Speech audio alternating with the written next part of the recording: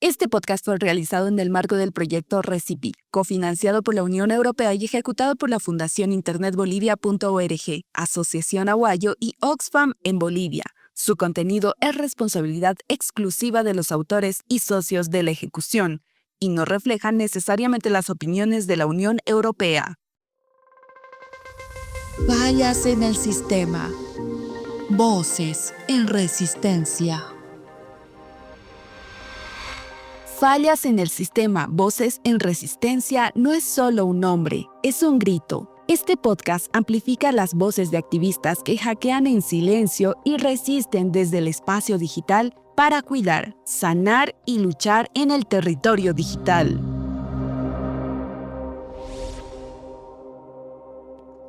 Episodio 7. Silencio programado. El fallo de las plataformas. Bienvenidas, bienvenides y bienvenidos. Iniciamos una vez más un episodio. Usamos las plataformas todos los días. Les confiamos nuestras fotos, nuestras conversaciones, nuestras denuncias, pero cuando más las necesitamos se quedan en silencio.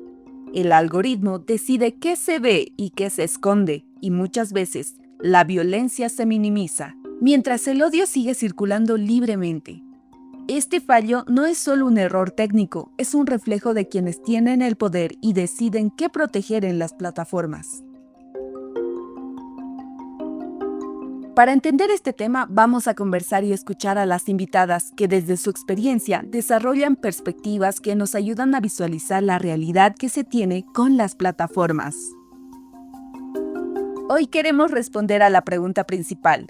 ¿Por qué las plataformas digitales no responden adecuadamente a la violencia digital de género? Creo que para responder esa pregunta tenemos que empezar a hablar sobre cómo están construidas estas plataformas digitales, cuál es su modelo de negocio, cuáles son los intereses que persiguen. Porque al entender esto nos vamos a dar cuenta que, por supuesto, la defensa de los derechos humanos, la defensa de los derechos de las mujeres, de la población disidente y etcétera, no está dentro de sus prioridades.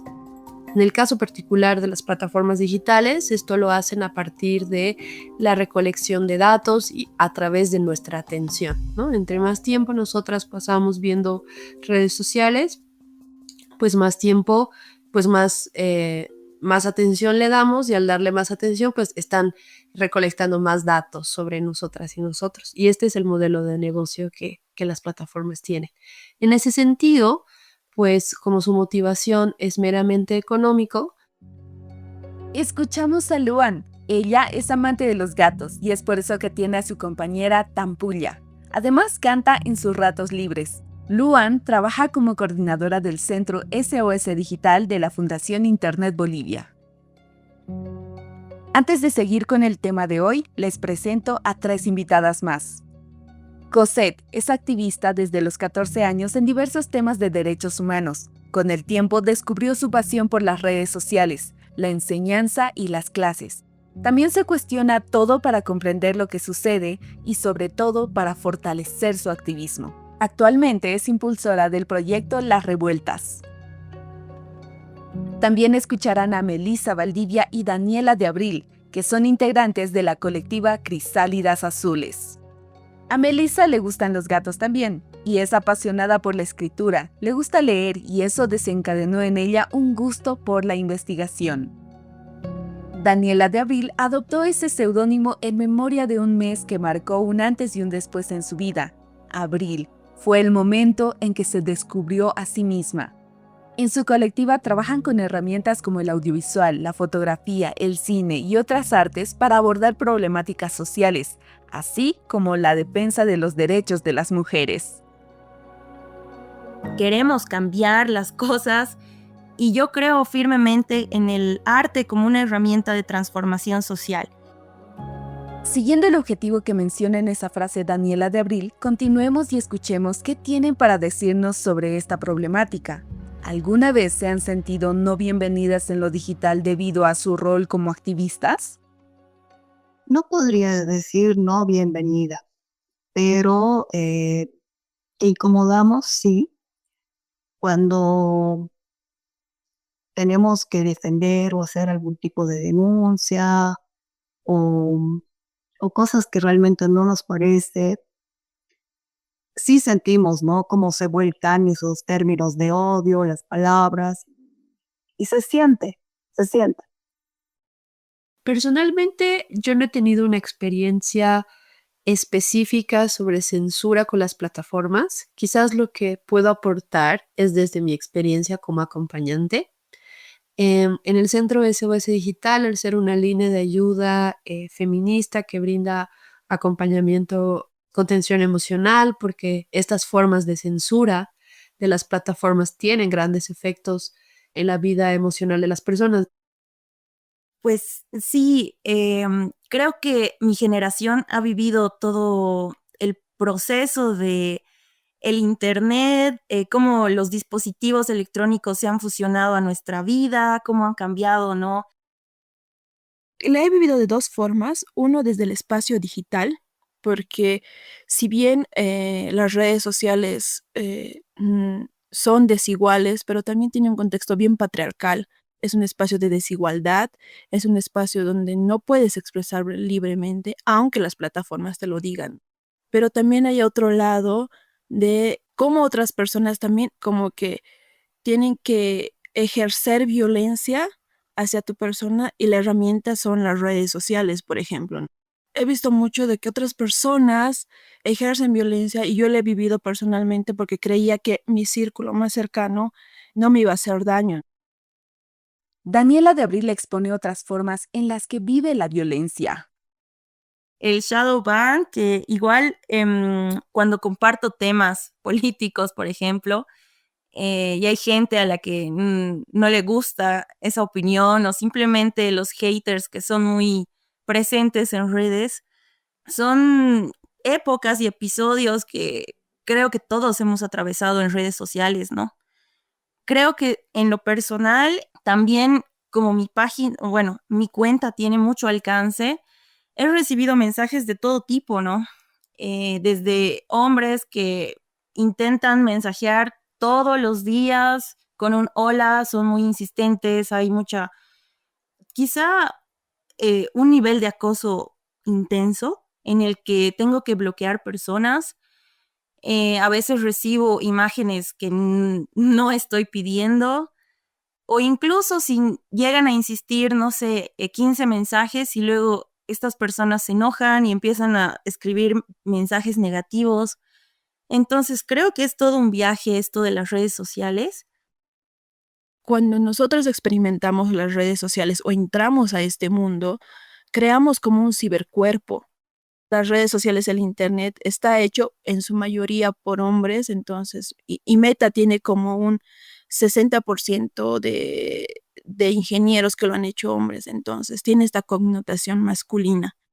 Y yo creo y cuestiono mucho los algoritmos, porque los algoritmos hacen que vea desigualdades entre las personas que están en las redes sociales o que habitan el espacio digital.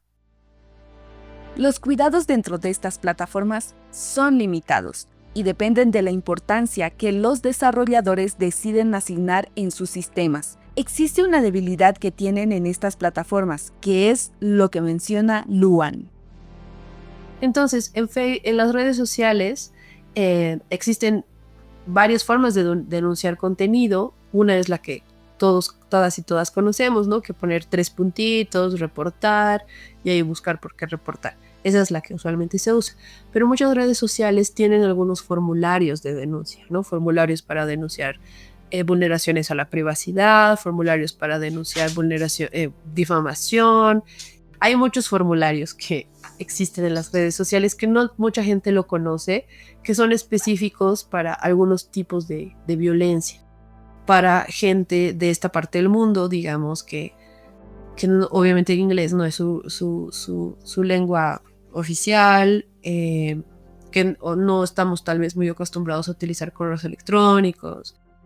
Se puede ver muy fácil cómo las plataformas están diseñadas quizás para un cierto grupo de población, un cierto grupo en el mundo que no tomen en cuenta las necesidades las prácticas, los usos, las costumbres de otro grupo de la población que también son usuarios de estas redes sociales y las deja así en desprotección, ¿no?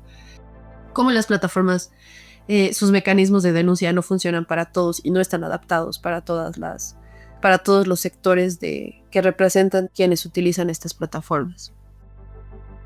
La Fundación InternetBolivia.org, a través del Centro SOS Digital, brinda un acompañamiento feminista para quienes enfrentan violencia digital de género. Su enfoque integral incluye contención emocional. Ofrecen sostén cuidadoso y empático que ayuda a afrontar el impacto del ataque digital. Orientación legal. Brindan información sobre las figuras jurídicas aplicables en Bolivia, como la difusión de imágenes íntimas sin consentimiento, figurada en el artículo 323 del Código Penal. Asesoría tecnológica. Recomiendan acciones como activar la verificación doble, revisar configuraciones de privacidad y aplicar medidas anti-doxing para proteger datos personales. Navegar en la Internet requiere que tomemos en cuenta los términos y condiciones de las diferentes plataformas en las que tenemos presencia. Y yo creo y cuestiono mucho los algoritmos porque los algoritmos hacen que vea desigualdades entre las personas que están en las redes sociales o que habitan el espacio digital. Sí, ejercen cierto tipo de violencia porque están diseñadas para mover y viralizar cierto contenido, pero juega un rol específico el algoritmo porque viraliza aquello que muchas veces es morboso, que muchas veces va contra los derechos de las mujeres y disidencias y empieza a generar todo ello. Cuando nosotros ingresamos a estas plataformas, ni siquiera leemos qué privacidad tiene de nosotros. Por más que estas aplicaciones o plataformas sean gratis, siempre obtienen datos de nosotros y nosotras, ¿no? Entonces, lo que nosotros hacemos cuando ingresamos a estas plataformas es decir, ok, acepto, pero en ningún momento hemos leído la privacidad que esta plataforma nos ofrece, ¿no? Muchas veces aceptamos las políticas de privacidad sin leer, porque son largas, confusas y queremos usar la app rápido. También creemos que todas las políticas las hacen igual y no tenemos opción, pero al hacerlo, entregamos nuestra información sin entender bien qué pasa con ella. Decirlo es fácil, pero hacerlo significa más trabajo. Por eso quiero enlistar los siguientes puntos más resaltantes que uno debe tomar en cuenta. 1. La plataforma recopila ciertos datos como información que proporcionas al registrarte: email, teléfono, foto de perfil. 2. La actividad sobre las publicaciones, búsquedas, interacciones, historial de navegación. 3. Información sobre tus conexiones, contactos, amistades, grupos. Recopilan datos de ubicación. 4. Nos vemos obligadas a tomar una opción binaria demasiado simplificada entre estar de acuerdo o en desacuerdo, mientras que en esto último, en la práctica significa optar por algún nivel de exclusión digital. No se trata de un consentimiento real, sino obligado. Todos estos datos los usan para segmentar, crear recomendaciones y direccionar publicaciones. Por sí mismas y cómo están creadas, representan grandes dificultades para las personas que estamos del otro lado del mundo en general, ¿no? Sí hay bastantes organizaciones que trabajan en otros países tratando de hacer incidencia con las plataformas para que respondan a necesidades contextualizadas, porque al final y al cabo, si estas plataformas generan dinero de nuestra atención y de nuestros datos, pues están generando dinero de nuestra experiencia en Internet. Y si hay, en todo caso, si muchas personas nos organizamos detrás de la pantalla para banear cierta publicación, lo que hace es revisarlo.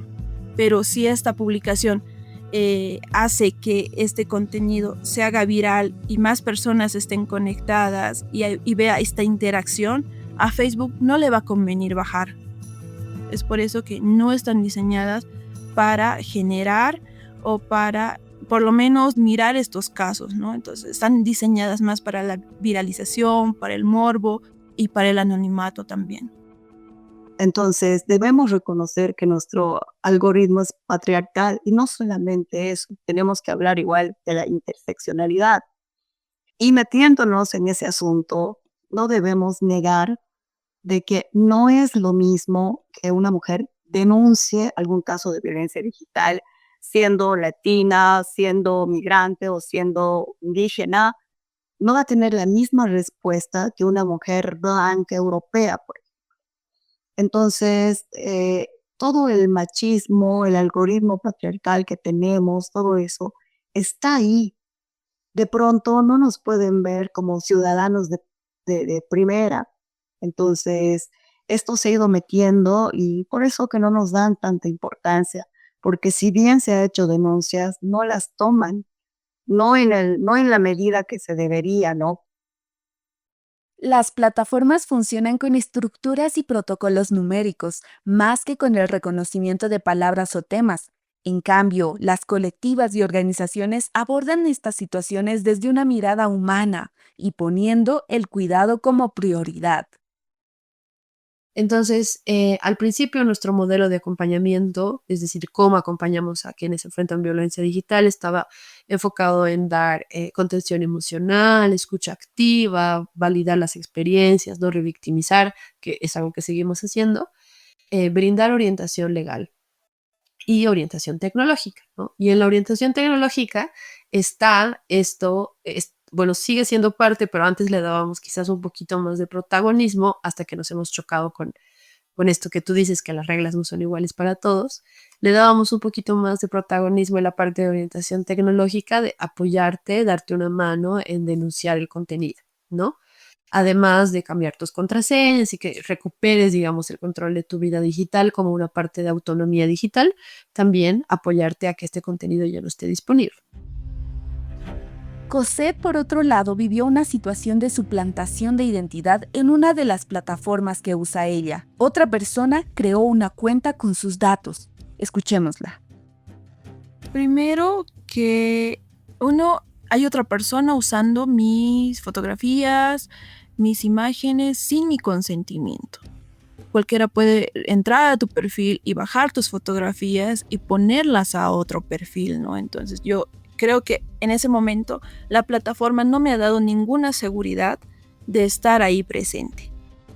Entonces me he sentido como que atentaban sobre mis derechos estando presentes en este espacio digital, pero también me he sentido insegura porque no podía publicar ciertas cosas por el miedo a que otra persona usurpe mis fotografías o usurpe mis datos para crearse otra cuenta. Creo que es importante que Meta, o sea, esto ya va para Meta porque son las grandes empresas que manejan todo esto, es poner, digamos, ciertas cosas que se pueden o no publicar, aunque ya lo hacen, pero siempre para Meta su prioridad es la viralización o que esté siempre conectados sus usuarios, ¿no? Quizá el tema de la virtualidad y el hecho de que cualquiera puede estar detrás de una pantalla hace que sea menos, o bueno, quizá empatizamos menos, ¿no? Pero también es real para la otra persona. El hecho de que podamos confundir información o cualquier persona pueda crearse una cuenta falsa y compartir lo que quiera, ha desprestigiado mucho, ¿no? Este tipo de denuncias que se hacen en las redes sociales. Lo ideal sería tener alguna página oficial para que podamos argumentar que estamos con toda la veracidad de lo que estamos compartiendo. Agarrando algunos detalles que mencionaba Luan, indicaba que Bolivia tiene importancia limitada, debido a que somos un público reducido, y a eso le sumamos lo que decía Melissa sobre la desigualdad. Podemos determinar que Bolivia vive en desigualdad frente a otros países, pero escuchemos a Luan, quien nos aclara algunos detalles sobre este punto. no hay como una especie de, obviamente, colaboración feminista sobre este tema, pues hemos empezado a trabajar de forma conjunta, ¿no? O sea, con estas organizaciones que sí tienen una, una relación directa con las plataformas, poder derivarles algunos casos para que ellas nos ayuden a decirles a las plataformas que eliminen el contenido, ¿no? Esto nos ha dado muchísima más... por un lado ha sido bueno porque los resultados han sido un poquito más eficaces en la hora del acompañamiento, pero a la vez nos deja en una posición de que sí o sí necesitamos un intermediario para poder hacer nuestro trabajo, ¿no? Contar con un intermediario nos habla del trabajo en red, ya que ayuda a disipar dudas y romper silencios en diversos casos. Sin embargo, también limita la autonomía. Esto ocurre porque las plataformas no cuentan con oficinas oficiales en Bolivia, ni establecen vías más directas para atender a países como el nuestro. Y tal parece que además estas plataformas fomentan la polarización. Melissa nos habla al respecto. Porque no nos olvidemos que estas plataformas quieren también la polarización. Entonces puede ser que nos llegue la misma información, pero de diferente manera para que tengamos que tener otro tipo de comportamiento. Ya, digamos que una misma información va a ser sustentada por 10 personas, 5 que estarían a favor y 5 en contra. Y tú tienes tu elección, A o B. Entonces, pueden hablar estas 5 personas que van a ser reconocidas y reconocidas para un entorno con la respuesta A y las otras con la B, y al final va a ser la misma noticia, pero van a diferenciar el segmento de la población al que van a llegar. La polarización y segmentación de la información en las plataformas evidencia cómo nos guían hacia lo que supuestamente es mejor para nosotros, moldeando lo que vemos y consumimos. Detrás de estas decisiones están los intereses de las grandes corporaciones multimillonarias que priorizan sus beneficios por encima de nuestro derecho a informarnos libremente. Por otro lado, las grandes empresas tecnológicas no solo tienen intereses económicos, sino también políticos. Por la incorporación de Trump en el gobierno de Estados Unidos, hemos visto claramente que en la toma de poder estaban los dueños de las plataformas de las que estamos hablando ahora, como si respaldaran, digamos, las políticas de derecha, antiderechos de Trump. Hay una sensación generalizada de que las plataformas no van a hacer mucho para responder a la violencia creciente que hay en Internet, sobre todo por los movimientos antiderechos, los movimientos antifeministas que están creciendo, sobre todo en la región de América Latina. Creo que desde nosotras, desde nuestros espacios, no podemos aportar mucho a que las grandes empresas cambien. Creo que desde nuestros espacios necesitamos sí estar organizados, organizadas, organizades para construir nuevas narrativas y para hacer resistencia a estas plataformas, ¿no? Pero no necesitamos ser 50, no necesitamos ser 100, necesitamos ser un montón de gente para que Facebook nos haga caso o para cualquier otra plataforma nos haga caso, ¿no? Las redes pueden marcar el curso de cómo nos comunicamos, pero no definen nuestra voz. Aunque las plataformas no conciban protocolos eficaces para afrontar la violencia digital de género, seguimos encontrando caminos para decir, crear y resistir. Entonces podemos crear entornos digitales muchos más libres, mucho más accesibles, pero también podemos resistir y crear nuevas narrativas en estos entornos. También existen organizaciones compañeras que han utilizado o estamos utilizando otras plataformas más seguras para poder comunicarnos. Muchas gracias a ustedes. Creo que es evidente que necesitamos hablar mucho más de estos temas. En un mundo digital donde las plataformas nos dejan sin protección frente a la violencia digital, el acompañamiento feminista es clave. Por eso, la Fundación internetbolivia.org y su centro SOS Digital se convierten en un refugio, donde no solo ayudan a realizar denuncias o llenar un formulario, acompañan, escuchan, contienen.